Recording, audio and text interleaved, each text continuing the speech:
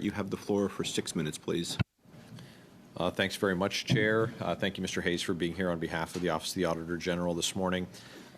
This issue has obviously captured a lot of media interest and public interest in recent days, and I understand that your office has been engaged on it for some time. Can you tell us on what date your office first communicated with the whistleblowers? So I believe that our first encounter with the whistleblowers was in November 2022.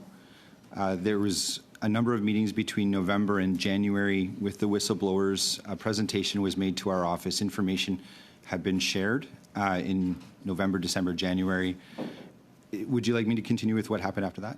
Yeah, well, I guess I'd like to find out what your advice to them was, and then maybe if we need to look back at any of that previous timeline, we can. When we receive information from any party, that information is taken into consideration as we determine what our audit priorities are going to be. In this case, with the information that we received, given the nature of the organization of SDTC, and particularly with Governor and Council appointees, we reached out to the Privy Council office, senior officials there, at the end of January, early February. The Privy Council office turned the matter over to ISED. And I guess I should say that when we engaged with the Privy Council office, it was to make the connection between the whistleblowers and the Privy Council office. The Privy Council office turned the material over to ISED, and then ISED had carriage of the file after that. So why wasn't an audit initiated when this was first brought to your attention? It's since been evidenced that there has gross mismanagement has occurred at Sustainable Development Technologies Canada. So why didn't you initiate an audit at first? So the allegations that we have received, we have to recognize that SDTC, the foundation, is more arm's length than the normal department that we audit. We do have a mandate to follow funding agreements, and that's what SDTC has with the federal government. In our view, at the time, it was preferable to see what management's response was going to be to the allegations, and then for us to keep our eye on it and determine when or if an audit would be appropriate. Okay. Have you seen the fact-finding report that was precipitated by this referral to PCO and later ISED, the report by RCGT? Yes, we received a copy on October 3rd. I've reviewed the redacted version. I know that our team has an unredacted version. So you have not seen the unredacted version? No, and that's more because I haven't asked for it from our team. I've reviewed the redacted version. So that report evidences that the chair and the CEO are both in conflicts of interest, that tens of millions of dollars have been given to ineligible companies, and we still have Sustainable Development Technologies Canada saying that they're good stewards of taxpayer dollars. How can both of those things be true at the same time? So the reason, one of the main reasons why we are going into audit is because the report is equivocal. The report from RCGT is equivocal. It leaves room for interpretation, and I'll point to particular statements. There are, on the conflict of interest side, it says the conflict of interest policy appears to not have been consistently followed. SDTC did not appear to follow the recovery requirement. A recipient of COVID-19 relief payments appeared to be ineligible.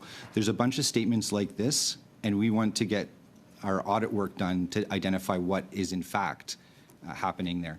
We don't have a view yet. We will do our audit work and determine a view, but this report from RCGT left a lot of unanswered questions. Yeah, I think that's well said, if not a bit understated. I want to offer you some quotes that we've heard from a senior official with ISED, the CFO, Mr. McConaughey. Quote, preliminary findings of the fact-find exercise, there is smoke around the majority of allegations. That was in May. In July, he said, quote, it was free money. It's almost a sponsorship scandal level kind of giveaway. In August, he said a lot of sloppiness and laziness, outright incompetence. The minister's going to flip out when he hears this stuff. Then in September, quote, the report implicates the board in terrible ways by not following the process, by not following the COI, conflict of interest regime, by not being prudent fiduciaries, end quote. Are you familiar with? Have you heard these recordings, and were they furnished to you by the whistleblowers? So I don't know whether the whistleblowers have given it to our audit team. Our audit team hasn't told me that they've received that. Over the last week, the department had informed me, in fact, that there would likely be a report about recordings of their staff. I haven't heard those recordings at this point in time. That actually didn't factor into our decision to launch the audit.